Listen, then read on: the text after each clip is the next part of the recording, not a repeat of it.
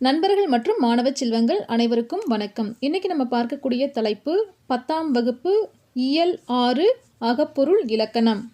இந்த அகப்பொருள் இலக்கணம் நமக்கு உரையாடல் வடிவத்தில் கொடுத்துருக்காங்க.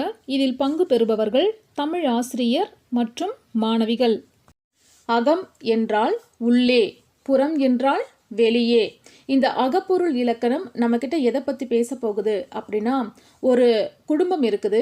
அந்த குடும்பத்தில் இருக்கக்கூடிய தலைவன் தலைவி இவங்களுடைய மனநிலை எப்படி இருக்குது, அவங்களுடைய உணர்வுகளை அவங்க எப்படி வெளிப்படுத்துகிறாங்க, அவங்கள சுற்றி இருக்கக்கூடிய சூழ்நிலை அமைப்பு முறைகள் எப்படி இருக்குது, இதை பற்றி விளக்குறது தான் இந்த அகப்பொருள் இலக்கணம். புறப்பொருள் அப்படிங்கிறது ஒரு நாட்டினுடைய போர் முறைகளை பற்றியும், அந்த நாட்டை ஆட்சி செய்யக்கூடிய மன்னர்களை பற்றியும், அந்த நாட்டில் வாழக்கூடிய மக்களுடைய சூழ்நிலைகளை பற்றியும் விளக்குவது புறப்பொருள். இப்போ நம்ம பார்க்கக்கூடிய தலைப்பு அகப்பொருள் இலக்கணம். சரி, வாங்க நாம இப்போ இலக்கணத்துக்குள்ள போகலாம். வணக்கம் அம்மா. வணக்கம். என்னம்மா? முத்தமிழ் மன்ற கட்டுரை போட்டிக்கு அன்பின் ஐந்திணை அப்படிங்கிற தலைப்புல கட்டுரை அனுப்ப சொல்லியிருக்காங்க. அது குறித்த அடிப்படையான செய்திகளை சொல்லுங்கம்மா. மேலும் அது சார்ந்து நாங்க நூலகத்துக்கு போய் குறிப்புகளை எடுத்துக்கிறோம். அப்படியா? சரி. பொருள் என்பது ஒழுக்க முறை. நம் தமிழர் பல்லாயிரம் ஆண்டுகளுக்கு முன்பே வாழ்வியலை அகம்புறம் அப்படின்னு வகுத்திருக்காங்க. இதனை பொருள் இலக்கணம் விளக்குது. மகிழ்ச்சி அம்மா. அகப்பொருள் என்பது அன்புடைய தலைவன் தலைவி இடையிலான உறவு நிலைகளை கூறுவது அகத்திணை. அம்மா, அகத்திணையில வகைகள் இருக்குதா? ஆமா. குறிஞ்சி, முல்லை, மருதம், நெய்தல், பாலை, கைக்கிளை, பெருந்திணை, இந்த 7ம் அகத்திணைகள். இதுல முதல் 5ம் அன்பின் ஐந்திணைகள் என்று அழைக்கப்படுகிறது. சரிங்கம்மா. முதற்பொருள், கருப்பொருள், உரிப்பொருள் ஐந்திணைகளுக்கு உரியன. முதற்பொருள் அப்படிங்கிறது எதை குறிக்கிறது அம்மா? நிலமும் பொழுதும் முதற்பொருள். நிலம் என்பது வயல்தானே? பொறு. நிலம் 5 வகைப்படும். மலையும் மலை சார்ந்த இடமும் குறிஞ்சி, காடும் காடு சார்ந்த இடமும் முல்லை, வயலும் வயல் சார்ந்த இடமும் மருதம், கடலும் கடல் சார்ந்த இடமும் நெய்தல், சுரமும் சுரம் சார்ந்த இடமும் பாலை அப்படின்னு இந்த 5ம் ஒவ்வொரு நில அமைப்பை பெற்றுள்ளது. சரி அம்மா. பொழுது என்பது? பொழுது 2 வகைப்படும். பெரும் பொழுது, சிறு பொழுது. ஒரு ஆண்டின் 6 கூறுகளை பெரும் பொழுது என்றும், ஒரு நாளின் 6 கூறுகளை சிறு பொழுது என்றும் நம் முன்னோர்கள் பிரித்துள்ளனர். ஒரு ஆண்டின் 6 கூறுகள் எது வரும் அப்படின்னா, கார்காலம் ஆவணி புரட்டாசி மாதத்தில், குளிர்காலம் ஐப்பசி கார்த்திகை மாதத்தில், முன்பனி காலம் மார்கழி தைல, பின்பனி காலம் மாசி பங்குனி, இளவேநீர் காலம் சித்திரை வைகாசி, முதுவேநீர் காலம் ஆனி ஆடி.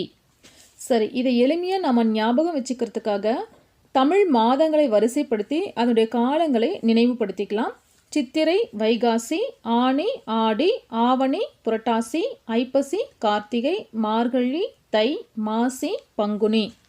இந்த இளவேனில் முதுவேனில் எப்படி நினைவில் வச்சுக்கலாம் அப்படின்னா, இளையவள் மூத்தவள் காரில் ஏறி குளிரால் நடுங்கி முன்கதவை பின்கதவை சாத்தினாள். மறுபடியும் பாருங்க. இளையவள் மூத்தவள் காரில் ஏறி குளிரால் நடுங்கி முன்கதவை பின்கதவை சாத்தினாள். இதில் இளவேனில், முதுவேனில், கார்காலம், குளிர்காலம், முன்பனிக்காலம், பின்பனிக்காலம் அப்படின்னு நினைவில் வச்சுக்கலாம். அதோடைய மாதங்களை நீங்கள் வரிசைப்படுத்திடலாம்.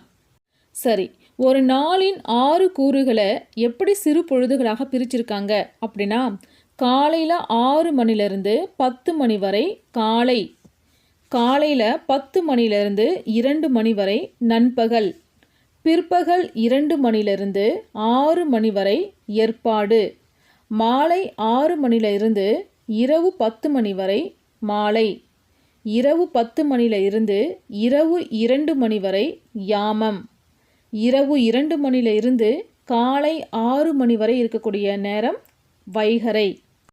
ஏற்பாடு என்றால் என்ன அம்மா?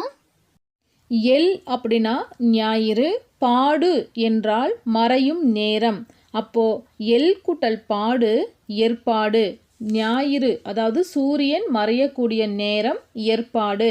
உச்சி வெயிலுக்கு வந்ததுக்கு அப்புறமா சூரியன் மெல்ல மெல்ல அப்படியே கீழே மறைய ஆரம்பிக்கும். அதுதான் ஏற்பாடு. 5 நிலங்கள் இருக்குது, எல்லாத்துக்குமே பொழுது ஒரே மாதிரி வருமா அம்மா? நல்ல வினா. ஒவ்வொரு நிலத்திற்கும் பெரும் பொழுதும் சிறு பொழுதும் ஒரே மாதிரி வராது. கீழே இந்த அட்டவணையை கவனிச்சு பாருங்க. திணையும் பொழுதும். எதெல்லாம் திணைகள்? குறிஞ்சி, முல்லை, மருதம், நெய்தல், பாலை, ஐவகை திணைகள். இதனுடைய பெரும் பொழுது எப்படி வரும்னா, குறிஞ்சிக்கு குளிர்காலமும் முன்பனி காலமும் பெரும் பொழுது, யாமம் என்பது சிறு பொழுது. முல்லைக்கு கார்காலம் பெரும் பொழுது, மாலை சிறு பொழுது. மருத நிலத்தில் 6 பெரும் பொழுதுகளும் வரும். வைகரை என்பது சிறு பொழுதாக வரும். நெய்தல் நிலத்துக்கு 6 பெரும் பொழுதுகளாக வரும். ஏற்பாடு சிறு பொழுதாக வரும். பாலை நிலத்தில் இளவேனில், முதுவேனில், பின்பனி பெரும் பொழுதுகளாக வரும். நண்பகல் சிறு பொழுதாக வரும். இது நம்ம எப்படி எளிமையாக ஞாபகம் வச்சுக்கிறது அப்படின்னு பார்க்கலாம். யாமமது முன் குளிரடிக்கும் குறிஞ்சு, காரில் முல்லைப்பூ மாலை போட்டான். வைகரை ஆறு ஓரத்தில் மருத மரங்கள் உள்ளன. நெய்தல் ஆறில் தண்ணீர் திறக்க ஏற்பாடு செய்தனர். பாலையில் நண்பகலில் நடந்து சென்றான். முதல்ல இருக்கிறது பாருங்க, குறிஞ்சி நிலம். முன்பனி குளிர்காலம் பெரும் பொழுதுகள்.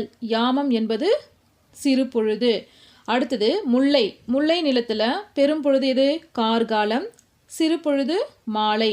அடுத்தது மருத நிலம். மருத நிலத்தில் பெரும் பொழுது எதெல்லாம் வருது? 6 பெரும் பொழுதுகள் வருது. சிறு பொழுது அப்படிங்கிறது வைகரை. அடுத்தது நெய்தல் நிலத்தில் பெரும் பொழுது 6, சிறு பொழுது ஏற்பாடு. பாலை நிலத்தில் பெரும் பொழுது இந்த குறிஞ்சிலிருந்து நெய்தல் வரைக்கும் சொல்லப்படாத பொழுதுகள் எதெல்லாம் இருக்குது? பின்பனி, இளவேனில், முதுவேனில். இது 3மே பாலை நிலத்தில் வரும். சிறு பொழுது நண்பகல். இதை நீங்கள் மனனம் செஞ்சிட்டீங்க அப்படின்னா எளிமையாக எழுதிடலாம். நன்றி அம்மா. கருப்பொருள் அப்படின்னா என்னம்மா? ஒரு நிலத்தின் தெய்வம், மக்கள், தொழில், விலங்கு இது எல்லாமே கருப்பொருள்கள் என்று அழைக்கப்படுகிறது. உதாரணமாக குறிஞ்சி நிலத்தை எடுத்துக்கலாம். குறிஞ்சி நிலத்தில் தெய்வம் இருக்கும், அங்கு வாழக்கூடிய மக்கள் இருப்பாங்க, அந்த நிலத்தில் தொழில்கள் நடக்கும், அந்த நிலத்தில் விலங்குகளும் வாழும். இந்த மாதிரி ஒவ்வொரு நிலத்திலையும் வேறு வேறு மாதிரி காணப்படும். இதைத்தான் கருப்பொருள்கள் என்று அழைக்கிறோம். கவிதைகள் எழுதும்போது உரிப்பொருளை இக்கருப்பொருள் பின்னணியில் அமைத்து பாடுவது நம்மளுடைய மரபு. ஒரு அட்டவணை கொடுக்குறேன், நீங்கள் அதை பாருங்கள். அதை பார்த்தீங்கன்னா உங்களுக்கு புரியும்.